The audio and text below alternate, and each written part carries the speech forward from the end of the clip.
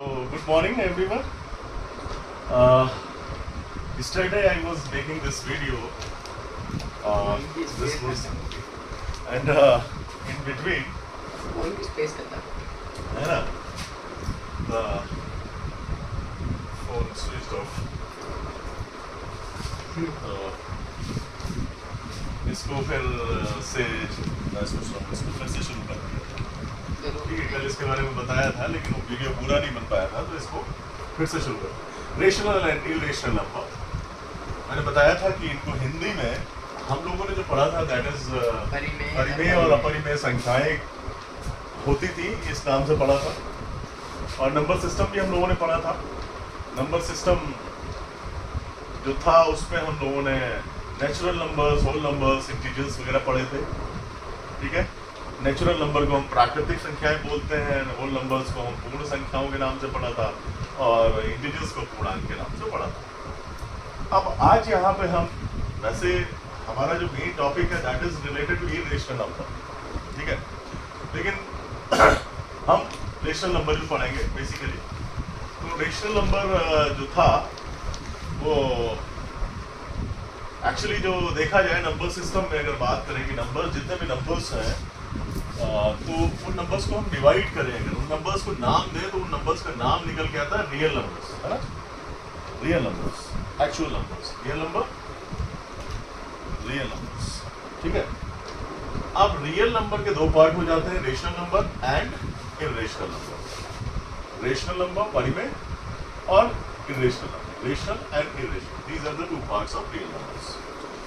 Rational number हमने सब पढ़ चुके हैं, नंबर सिस्टम में हमने रेशनल नंबर पढ़ा हुआ है। Natural numbers, whole numbers, integers, these are the rational numbers. ठीक है, ये रेशनल नंबर्स हैं सारे।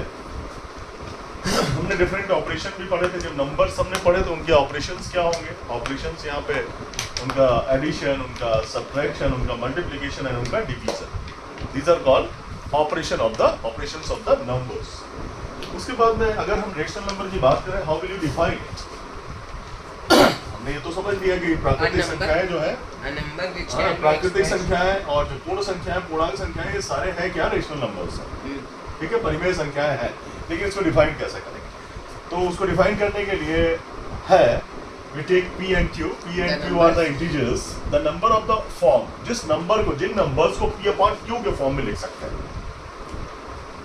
लिख पाए। ठीक है, जिन नंबर्स को हम p upon q के फॉर्म में लिख सकते हैं। ठीक है, जहां पे p और q क्या है, इंटीजर्स है। p और q क्या हो सकते हैं, इंटीजर्स। इंटीजर्स का मतलब, इंटीजर्स क्यों बोला गया यहाँ पे, नेचुरल नंबर क्यों नहीं कहा गया, होल नंबर क्यों नहीं कहा गया। होल नंबर में जीरो है, तो एक कंडीशन हमारी ये भी है इस नंबर के साथ में, q should not be equal to zero. q zero नहीं होना चाहिए, मतलब डिनोमिनेटर जीरो नहीं होना चाहिए, डिनोमिनेटर जीरो नहीं होना चाहिए। ठीक है, डिनोमिनेटर जीरो नहीं होना चाहिए, तो होल नंबर नहीं हो सकता। अगर हम नेचुरल नंबर लेंगे तो सारी संख्याएं पॉजिटिव होंगी, तो p और q क्या है, इंटीजर्स है, मतलब निगेटिव भी हो सकता है। ये हमारा जो रेशियो है, रेशनल नंबर है, वो निगेटिव भी हो सकता है और पॉजिटिव भी हो सकता है। तो हमने क्या चूज किया, इंटीजर्स। सो ये इंटीजर्स होने चाहिए, p और q इंटीजर्स होने चाहिए। बट कंडीशन ये है कि p कैन बी निगेटिव और पॉजिटिव और जीरो एनीथिंग। इसकी वैल्यू क्या हो सकती है, माइनस हो सकती है, जीरो हो सकती है और पॉजिटिव भी वैल्यू हो सकती है। But q should not be equal to zero. q zero नहीं हो सकता है, माइनस तो हो सकता है। ठीक है, तो ये q जीरो नहीं हो सकता है, q जीरो नहीं होना चाहिए। q अगर जीरो हो जाएगा तो नॉट डिफाइंड हो जाता है ना, दैट इज नॉट डिफाइंड। तो अब रेशनल आया कहाँ से, रेशनल वर्ड कहाँ से इजाद हुआ, उसके बारे में भी थोड़ा जान लेते हैं। That is from ratio. Ratio क्या होता है, किन्हीं दो क्वांटिटीज का, है ना, ratio, p upon q। p क्या होता है, न्यूमरेटर इसको बोलते हैं, और इसको क्या बोलते हैं, डिनोमिनेटर। सो ये है, but p upon zero, as I told you, p upon zero is not possible। ठीक है, अब देखो सारे नंबर्स, जितने भी प्राकृतिक संख्याएं हैं, नेचुरल नंबर्स हैं, they all are rational number. 1 से शुरू होती है and so on. 1 upon 1 is a rational number, 2 is a rational number, can be written as 2 upon 1, 3 upon 1।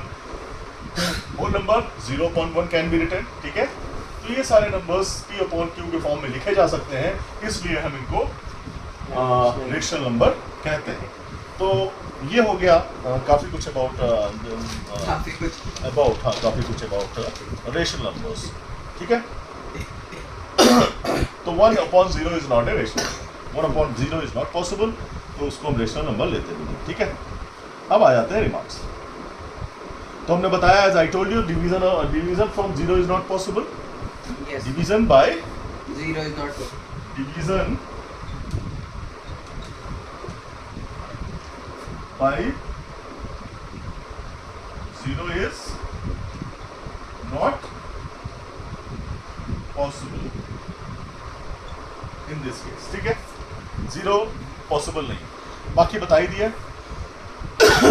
Q should be equal to greater than, Q जो है हमेशा 0 से बड़ा ही होना चाहिए। क्यों नेगेटिव का चलता है? उसकी कोई मतलब नहीं है क्यों का निगेटिव होना, नीचे निगेटिव होने का क्या मतलब, डिनोमिनेटर है ना। तो ठीक है, और कोई अगर दो रेशियो देखा जाए, अगर कोई हमें दो रेशियो ले लें, तो A upon B equal to C upon D तभी होगा equal to if AD is equal to BC। मतलब इनका क्रॉस मल्टीप्लिकेशन अगर इक्वल है तो ये आपस में रेशियो बराबर कहे जाएंगे। ठीक है, तो ये है। अब थोड़ा सा ये भी ध्यान देते हैं ना कि हमने नंबर लाइन पे इनको रिप्रेजेंट किया हुआ ऑलरेडी, तो ये इसको हम रब कर देते हैं। नंबर लाइन पे रिप्रेजेंट किया है ना, नंबर लाइन पे कैसे रिप्रेजेंट करेंगे वो भी थोड़ा सा समझ लेते हैं। नंबर लाइन जिसमें कि 0 है, इधर राइट में चलेंगे तो क्या हो जाएगा हमारा 1 2 और 2। ठीक है, यहाँ दे देते, और इधर चलेंगे तो -1 -2। ये तो इन नंबर्स का रिप्रेजेंटेशन है और इस तरह से हम लोग करते जाएंगे। अब रेशनल नंबर जो p अपॉन q के फॉर्म वाले, ये भी हालांकि उसी फॉर्म के नंबर्स हैं। क्या है, क्या है ना, है तो वही उसी फॉर्म के, -1 अपॉन 1 2 अपॉन 1। अब अगर हमें 1 अपॉन 2 रिप्रेजेंट करना है, 1 अपॉन 3 रिप्रेजेंट करना है, तो क्या करेंगे। 1 अपॉन 2 करने के लिए हाफ करें, इसके दो पार्ट हो गए, तो इसको हम क्या रिप्रेजेंट करेंगे 1 अपॉन 2। ठीक है, और अगर हम इसके 3 पार्ट कर दें, 1 और 2 पार्ट कर दें, 3 पार्ट हो गए, तो ईच पार्ट की वैल्यू कितनी हो जाएगी, ये 1 अपॉन 3 हो जाएगा। ये क्या हो जाएगा, ये क्या हो जाएगा 2 अपॉन 3 हो जाएगा, और ये 3 अपॉन 3, तो 3 अपॉन 3 क्या हो गया 1 ही हो गया। ठीक है, तो ये इस तरह से रिप्रेजेंट। इसी तरह से इधर की बात करें हम, अगर लेफ्ट हैंड साइड की बात करें तो इसको हाफ में डिवाइड करेंगे, तो दैट विल बी -1 अपॉन 2 हो गई, और इसके अगर 3 पार्ट करते हैं तो ये हो जाएगा -1 अपॉन 3, और ये -2 अपॉन 3। ये इस तरह से हम रिप्रेजेंट कर सकते हैं, जो ऑलरेडी हम कर चुके हैं। तो इसमें बहुत ज़्यादा नहीं जाना है, क्योंकि this is not part of our course here, right. तो अभी जो हमारा एक्सरसाइज है, अच्छा इसके बाद में प्रॉपर्टीज भी है क्या, प्रॉपर्टीज मैंने बता ही दिया। डिवीजन जैसे ए और बी कोई, या जो जैसे नंबर्स में होता है, प्रॉपर्टीज की बात करेंगे रेशनल नंबर्स की, properties of rational numbers. Properties क्या होंगी, तो वही प्रॉपर्टी, तो ए और बी, ए बी और दो रेशनल नंबर्स हैं, तो if A and B are 2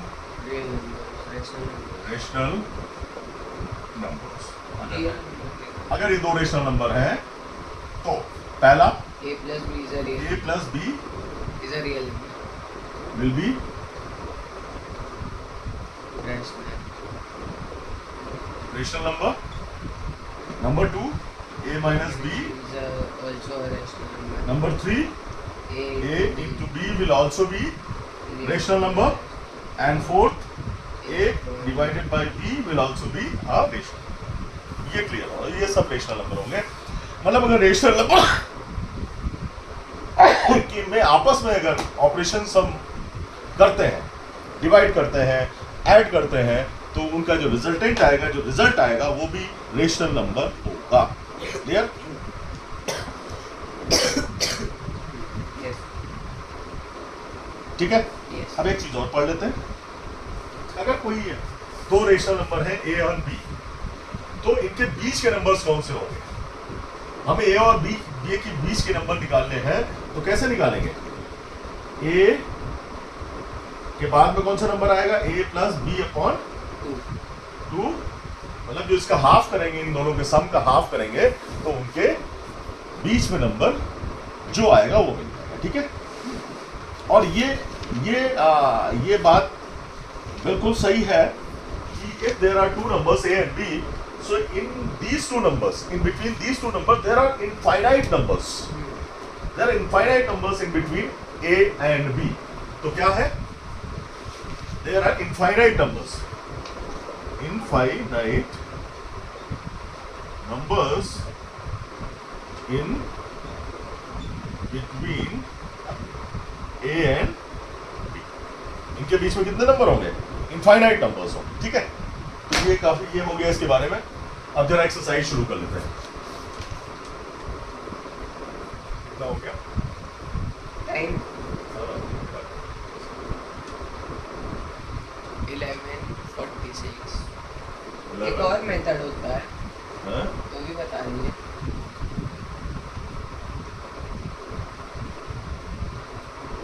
मैं सोच रहा था मेथड ही बताना क्या इसका. कौन सा होता है दूसरा मेथड? जरा बता दो भैया, तुम ही बता दो. आप ही बताइए. बताओ, तुम्हारे मुंह से सुनना चाह रहे हैं.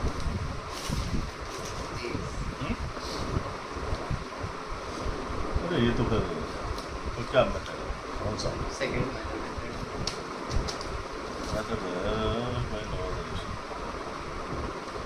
चलो उसको क्वेश्चन में ही ले मैं लेते तो कहता दूसरा बना लिया. टाइम हैं. चलो एक आधा क्वेश्चन ले लेते हैं. टाइम हो गया वैसे. क्या? 13 मिनट हो गए. Let it be. हाँ? एक क्वेश्चन लेते हैं ना. क्या कहते हैं? क्वेश्चन लेते हैं. पहला question exercise 1.1. 1 point. Insert a rational number between. हाँ. पहला क्वेश्चन क्या है? Insert a rational number between. Insert Between. a rational Number between. number in between 2 by 9 and 3 by 8. 2 by 9, 3 by 8. 3 by 8. 8. And arrange in descending order. Arrange in descending order. Arrange in Descending. Descending order. तो जब descending order में arrange करने की बात आती है तो LCM की बात आ जाती है. तो हमें इनका एलसीएम ले लेना चाहिए. एलसीएम ऑफ डिनोमिनेटर, मतलब जो डिनोमिनेटर में है उनका एलसीएम कितना हो जाएगा भाई? क्या हो जाएगा एलसीएम? 72. एलसीएम निकालने का तरीका क्या है? वही 2 9 2 4 जा और फिर 2 9 2 and so on 2 9 ये बड़ा है 72. हैं? 72. और 9 9 के बाद तक. मतलब कहने का ये है ऐसे 3 जब तक 1 नहीं आया था तब तक करते रहते हैं. ये बेसिक तरीका है हमारा एलसीएम निकालने का. लेकिन हम डायरेक्टली अगर कैलकुलेट कर सकते हैं तो डायरेक्टली कैलकुलेट करेंगे. यहाँ पे इतना टाइम वेस्ट नहीं करेंगे हम. 72 आ गया, 72 आ गया, तो 72 हमें चाहिए. 72 चाहिए. कैसे आएगा 72? तो 2/9 8 into 8 and 3/8 8 into 9 into 8 कितना हो गया? 9. कौन सा नंबर्स हो गया? 18/72 and 24/. अब क्या कह रहा है? डिसेंडिंग ऑर्डर या ascending order? Ascending order, Descending order. Descending order में. तो कौन सा बड़ा है? 24 is greater than 18. Therefore 24/72 is greater than 18 upon 72. This implies 24 वाला कौन सा है ये? 3 upon 8 is greater than 2 upon 9. ये क्लियर हो गया? अब इसमें एक नंबर इंसर्ट करना है. क्या करना है? एक नंबर इंसर्ट करना है. कैसे करेंगे?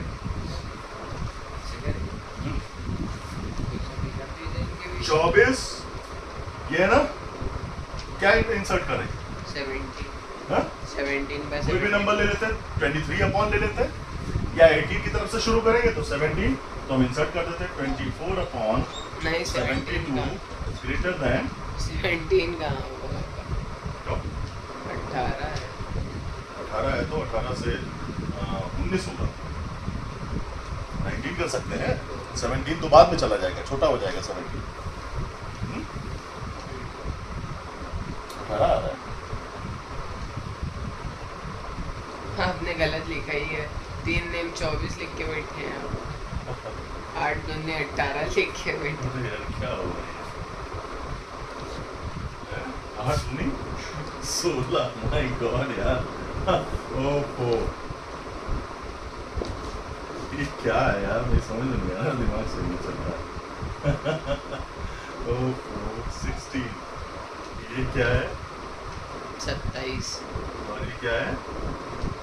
27. ठीक है, अब ठीक है. अब ये 27 कर लो भैया.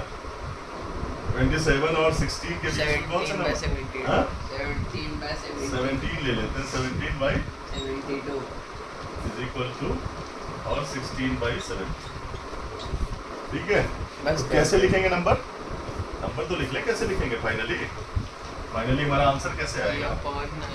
This implies 3 upon 8 is greater than 17 upon 72 is greater than 2 upon. ठीक. This is our answer. और this finishes your first part.